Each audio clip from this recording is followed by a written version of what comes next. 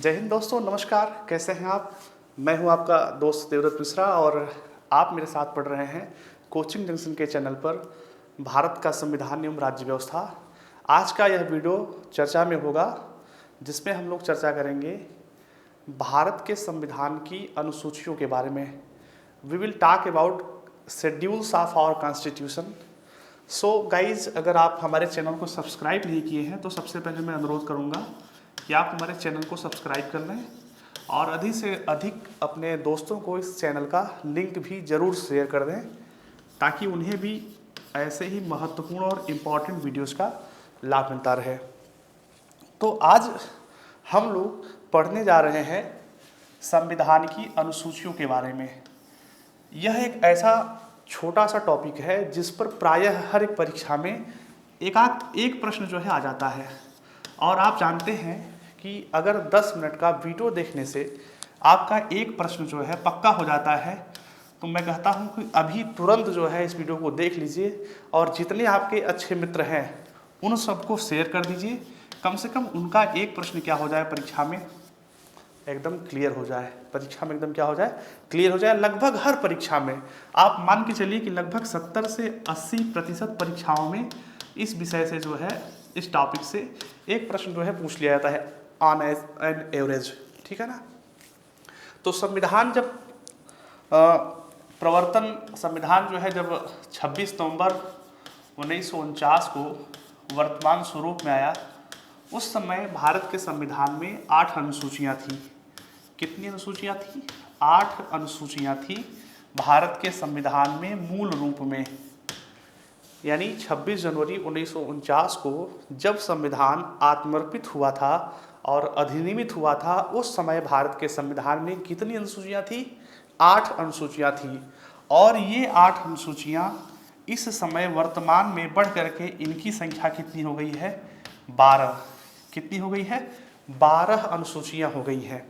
यानी वर्तमान समय में भारत के संविधान में कितनी अनुसूचियां हैं?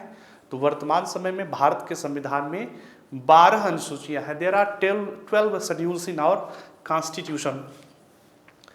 अच्छा, एक एक अनुसूचियों के बारे में जो है हम समझ लेते हैं और ध्यान दे लेते हैं, तो अनुसूचियों पर आधारित जो भी क्वेश्चन है वो हमारा क्या हो जाएगा, क्लियर हो जाएगा।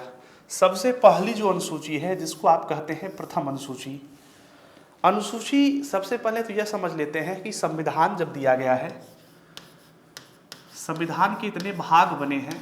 आप देखते हैं कि जो है संविधान 25 भागों में बटा हुआ है और लगभग 470 से ज़्यादा अनुच्छेद हैं। तो फिर इन अनुसूचियों की आवश्यकता क्यों पड़ी?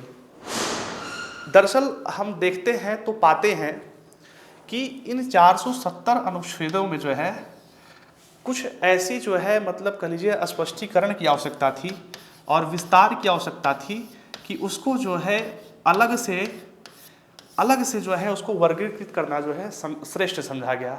इसलिए जो है कुछ अनुच्छेदों से संबद्ध अनुसूचियों का जो है निर्माण किया गया। इस प्रकार से भारत के संविधान में अनुसूचियां क्या करती हैं, कुछ महत्वपूर्ण क्षेत्रों को, कुछ महत्वपूर्ण टॉपिकों को वर्गीकृत करती हैं। तो मूल रूप में संविधान में 8 अनुसूचियां थी जो बढ़ करके वर्तमान समय में कितनी हो गई हैं? 12 हो गई हैं। उस 12 में जो पहली अनुसूची है, पहली अनुसूची में 2 बातें लिखी गई हैं। पहला, भारत में कितने राज्य हैं, राज्यों के नाम क्या हैं और उनके न्यायिक क्षेत्र कहाँ कहाँ हैं, उनकी सीमाएं जो है कहाँ कहाँ तक लगती हैं। तो भारत के राज्य, उनके नाम और उसके क्षेत्रों का जो है वर्णन किया गया है पहली अनुसूची में। राज्यों के अलावा जो संघ राज्य क्षेत्र हैं जिसको आप यूनियन टेरिटरीज बोलते हैं, उन सब के भी नाम और उनकी सीमाओं का वर्णन किया गया है पहली अनुसूची में। तो पहली अनुसूची में क्या वर्णन किया गया है? भारत के राज्य और संघ राज्य क्षेत्रों के नाम और उनकी सीमाओं के बारे में पहली अनुसूचियों में विस्तार से, संपूर्णता से वर्णन किया गया है। भारतीय संविधान की जो दूसरी अनुसूची है, उस अनुसूची में परिलब्धियों पर भत्ते, विशेषाधिकार और इससे संबंधित प्रावधानों के बारे में डिटेल से जो है बातें बताई गई हैं। किसके किसके परिलब्धियों की बात की गई है? तो सबसे पहले अगर संवैधानिक प्रमुखों को देख लें तो राष्ट्रपति को जो है क्या वेतन भत्ते मिलेंगे, उसकी चर्चा संविधान के दूसरी अनुसूची में की गई है। राष्ट्रपति के समकक्ष अगर हम राज्य में आएंगे तो पाएंगे राज्य में है राज्य का संवैधानिक प्रमुख कौन होता है, राज्यपाल। उसके जो है परिलब्धियों पर भत्ते और विशेषाधिकार की चर्चा की गई है। राष्ट्रपति राज्यपाल के अलावा अगर हम आए तो आप कह सके हैं लोकसभा में अगर हम आए तो लोकसभा अध्यक्ष के किसके, लोकसभा अध्यक्ष के जो है लोकसभा अध्यक्ष के परिलब्धियों की चर्चा की गई है। लोकसभा के उपाध्यक्ष के परिलब्धियों पर चर्चा की गई है। ठीक इसी प्रकार से राज्यसभा के सभापति की परिलब्धियों पर चर्चा की गई है। राज्यसभा का सभापति कौन होता है, राज्यसभा का सभापति जो है भारत का उपराष्ट्रपति होता है। भारत के उपराष्ट्रपति को वेतन किस लिए मिलता है, राज्यसभा के सभापति होने के कारण वेतन मिलता है। इस पॉइंट को नोट कर लीजिएगा। भारत के राष्ट्रपति को, भारत के उपराष्ट्रपति को वेतन किस रूप में मिलता है, राज्यसभा के सभापति के रूप में मिलता है। और ऐसी बात कहाँ बताई गई है, संविधान की दूसरी अनुसूची में बताई गई है। ठीक इसी प्रकार से राज्यसभा के उपसभापति को क्या वेतन और क्या परिलब्धियां मिलनी चाहिए उसके बारे में भी चर्चा की गई है। सर्वोच्च न्यायालय के जितने न्यायाधीश हैं उनको क्या मिलना चाहिए, उन सब के वेतन और परिलब्धियों की चर्चा की गई है। उच्च न्यायालय के न्यायाधीशों को क्या वेतन और परिलब्धियां मिलेंगी, उन सब के बारे में चर्चा की गई है। कंट्रोलर एंड ऑडिटर जनरल, नियंत्रक एवं महालेखा परीक्षक को क्या वेतन मिलेगा, उसके बारे में चर्चा की गई है। राज्य विधानमंडल में जो विधानसभा अध्यक्ष होते हैं उनको क्या वेतन मिलेगा, क्या परिलब्धि मिलेगी, उसके बारे में चर्चा किया गया। विधान परिषद के अध्यक्ष को क्या मिलेगा, उसके बारे में चर्चा की गई है। तो संविधान की जो दूसरी अनुसूची है वह परिलब्धियों पर भत्ते, विशेषाधिकार और इससे संबंधित प्रावधानों के बारे में डिटेल से वर्णन करती है। उसमें हमने देखा कि इसमें राष्ट्रपति, राज्यपाल, सर्वोच्च न्यायालय के न्यायाधीश, उच्च न्यायालय के न्यायाधीश, लोकसभा अध्यक्ष, लोकसभा के उपाध्यक्ष, राज्यसभा के सभापति यानी उपराष्ट्रपति, राज्यसभा के उपसभापति, विधानसभा अध्यक्ष, विधान परिषद अध्यक्ष, सीएजी जैसे जो है संवैधानिक लोग जो है शामिल होते हैं, जिनके परिलब्धियों और भत्तों पर संविधान की दूसरी अनुसूची में चर्चा की गई है।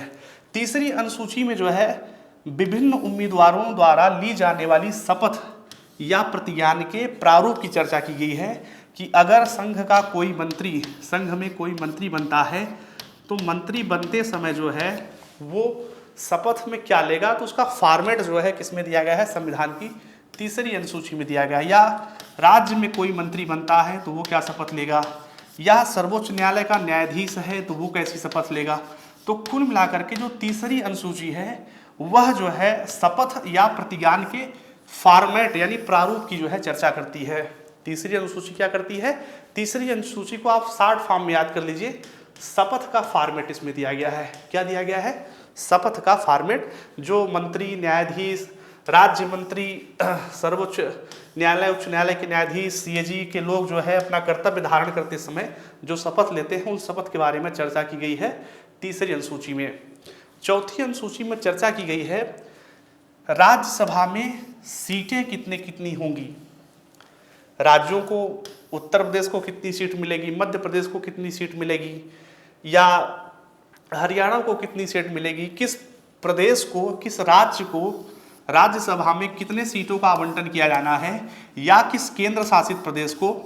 ऐसे दो ही केंद्र शासित प्रदेश हैं वर्तमान समय में, दिल्ली और पुदुचेरी। कौन कौन, दिल्ली और पुदुचेरी ही ऐसे दो केंद्र शासित प्रदेश हैं जहां राज्यसभा की सीटें आवंटित की गई हैं। तो चाहे केंद्र शासित प्रदेश हो, केंद्र शासित प्रदेश में दो प्रदेश आते हैं, दिल्ली और पुदुचेरी, जहां राज्यसभा की सीटें उपलब्ध हैं। और राज्य, किस राज्य और किस केंद्र शासित प्रदेश में राज्यसभा की कितनी सीटें होंगी, इसका वर्णन किया गया है संविधान की चौथी अनुसूची में। संविधान की पांचवी अनुसूची अगर हम देखें तो पाते हैं कि उसमें जो है अनुसूचित और जनजाति क्षेत्रों के प्रशासन और नियंत्रण के बारे में उपबंध किया गया है। कुछ ऐसे क्षेत्र हैं कई राज्यों में जो अनुसूचित और जनजाति क्षेत्र माने जाते हैं। क्या माने जाते हैं, schedule caste, schedule areas and schedule tribal areas वो जो है माने जाते हैं। तो उनका जो प्रशासन है और नियंत्रण है वह जो है राज्य सरकार की व्यवस्था से अलग होता है। ठीक है ना, राज्य सरकार के प्रत्यक्ष नियंत्रण में वह नहीं होता है उनका प्रशासन, इसलिए उसके प्रशासन के बारे में विस्तार से संविधान की 5वीं अनुसूची में चर्चा की गई है। संविधान की जो 6वीं अनुसूची है उसमें हम देखते हैं कि असम, कहाँ, असम, मेघालय, त्रिपुरा और मिजोरम, ये 4 राज्य हैं। कौन कौन? असम, मेघालय, त्रिपुरा और मिजोरम। असम, मेघालय, त्रिपुरा और मिजोरम, इन राज्यों के जनजातीय क्षेत्रों के प्रशासन के बारे में अलग से 6वीं अनुसूची में चर्चा की गई है। 5वीं अनुसूची में कुछ राज्यों के जनजातीय क्षेत्रों और अनुसूचित जाति क्षेत्रों के बारे में चर्चा की गई है, लेकिन 6वीं अनुसूची में असम, मेघालय, त्रिपुरा और मिजोरम कुल 4 राज्यों के जनजातीय क्षेत्रों के बारे में चर्चा की गई है। किसमें? संविधान की 6वीं अनुसूची में। इसके बाद आता है संविधान की 7वीं अनुसूची। संविधान की 7वीं अनुसूची में विषयों का बंटवारा है।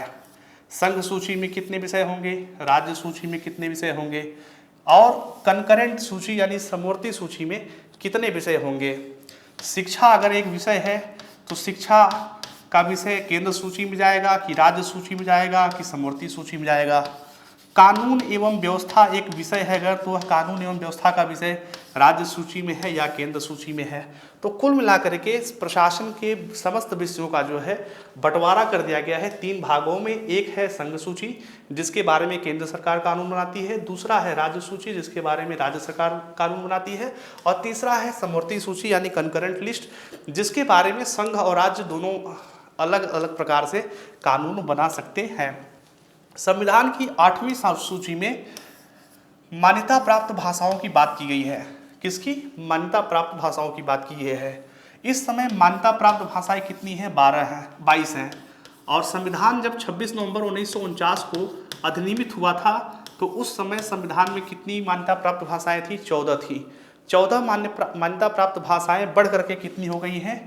22 हो गई हैं। अगर आप एक भाषा का नाम जानना चाहें तो मैं आपको नाम बता दूं। ए फॉर असमिया है, B for Bangla, B square का मतलब बांग्ला और बोडो, डी का मतलब क्या है? Dogri, G for Gujarati, H for Hindi, K for के की क्यूब है, के की क्यूब का मतलब कन्नड़ है। कौन कौन है? कन्नड़ है, कश्मीरी है और कोंकणी है। क्या है? कोंकणी है। यम 4 है, यम 4 का मतलब क्या है? मैथिली है, मलयालम है और मराठी है, और क्या है? जो टाइप की है। फिर एन से क्या है? नेपाली है, ओ से क्या है? उड़िया है, भाषा है, पी से क्या है? पी से पंजाबी भाषा है। यस 3 बार लिखा है, यस 3 बार का मतलब क्या हो गया? यस नाम से 3 भाषाएं हैं, सिंधी, संस्कृत और संथाली हो गया। सिंधी, संस्कृत और संथाली हो गया। टी स्क्वायर है, टी स्क्वायर का मतलब हो गया तमिल और तेलुगु। क्या हो गया? तमिल और तेलुगु हो गया। यू फॉर क्या हो गया? उर्दू हो गया। तो कुल मिलाकर के आप भाषाओं को गिनेंगे तो पाएंगे इस समय संविधान द्वारा मान्यता प्राप्त भाषाएं कितनी हैं? संविधान द्वारा मान्यता प्राप्त भाषाएं हैं 22। कौन कौन सी भाषाएं हैं उनको एक बार जो है आप देख करके जो आपको ट्रिक सरल लगे उस ट्रिक से जो है याद कर दीजिए। कभी कभी पूछा जाता है कि यह भाषा मान्यता प्राप्त है या नहीं है। जैसे आपसे पूछ लिया कि भोजपुरी भाषा संविधान द्वारा मान्यता प्राप्त है कि नहीं मान्यता प्राप्त है, तो आप देखते हैं कि भोजपुरी भाषा मान्यता प्राप्त नहीं है। अवधी भाषा पूछ लिया मान्यता प्राप्त है तो आप कहेंगे नहीं मान्यता प्राप्त है। ब्रज भाषा पूछ लिया तो आप कहेंगे नहीं मान्यता प्राप्त है। बिहारी भाषा पूछ लिया तो आप कहेंगे नहीं मान्यता प्राप्त है। तो ऐसे जो है इन भाषाओं को एक बार देख लीजिएगा कि किन किन भाषाओं को संविधान द्वारा मान्यता प्रदान की गई है। ऐसी 22 भाषाएं कौन कौन सी हैं परीक्षा में पूछा जाता है, और इन 22 मान्यता प्राप्त भाषाओं का वर्णन किया गया है संविधान की 8वीं अनुसूची में। उसके बाद संविधान की 9वीं अनुसूची आई। 8 अनुसूची तो मूल रूप से था, 9वीं अनुसूची जो है बाद में ऐड की गई। इस 9वीं अनुसूची में ऐसे विषय जोड़े गए जिन्हें जुडिशियल रिव्यू से बचाना था। किससे बचाना था? जुडिशियल रिव्यू से बचाना था। जुडिशियल रिव्यू का मतलब होता है न्यायिक पुनराविलोकन से बचाना था। यानी उस समय जो है आप जानते हैं कि संविधान का जो अनुच्छेद 32 है वह सुप्रीम कोर्ट को संसद द्वारा बनाए गए किसी भी कानून की संवैधानिकता की जांच करने का अधिकार प्रदान करता है।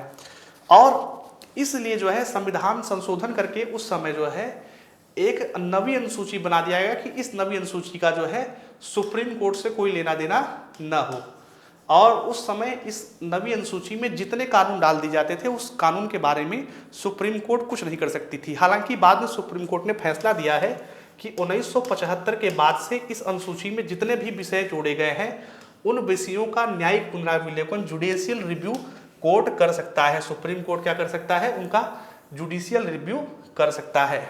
तो ऐसे कई विषय थे जैसे भू सुधार, जमींदारी प्रणाली का उन्मूलन संबंधित कुछ जो भी कानून थे उन कानूनों को क्या कर दिया जाता था, नवी अनुसूची में डाल दिया जाता था ताकि उनको जुडिशियल रिव्यू से मुक्ति मिल सके।